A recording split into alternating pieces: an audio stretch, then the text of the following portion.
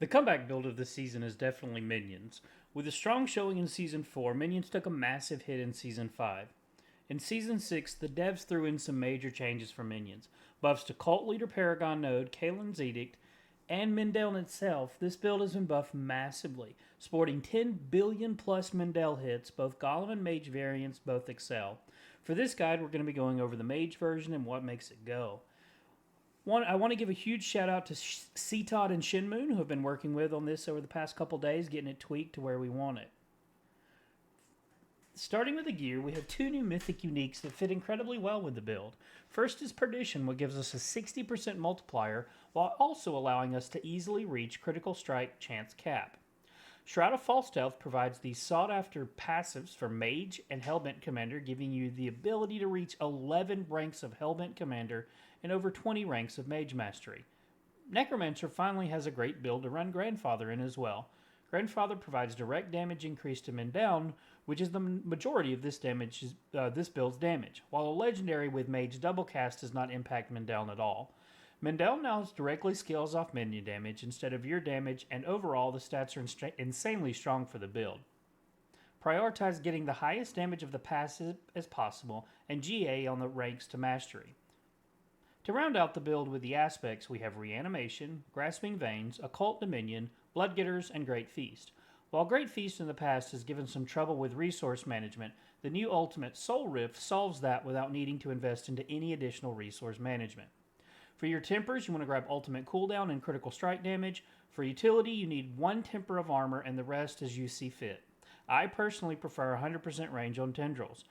Utilizing the rune Watt, we are able to remove Curse from our ability bar and use Reap, but we'll talk about that here in a little bit. Moving into the skill tree, we take one into Reap and one into Enhanced Reap. This is very important to keep up as the 30% attack speed goes into Cap 2.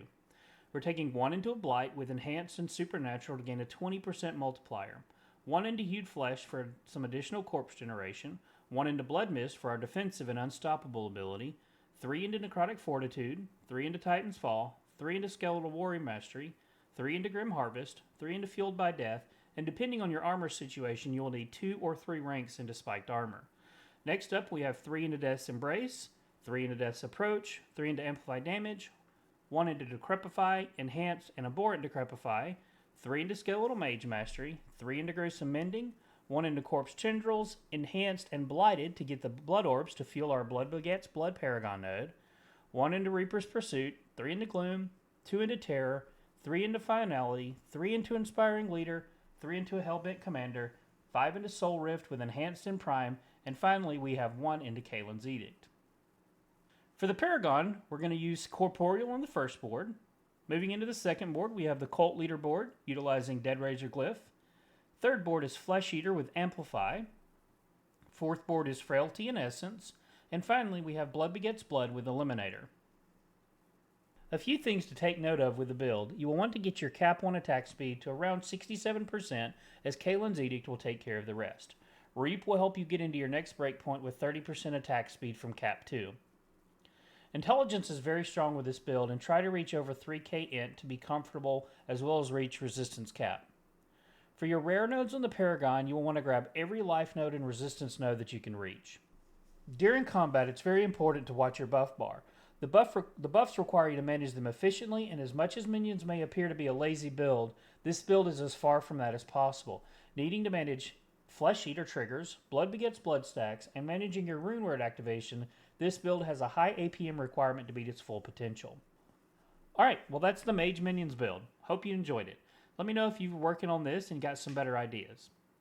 With a little more masterworking on my end, this build could easily reach 105 and has no trouble whatsoever in any and all in-game content.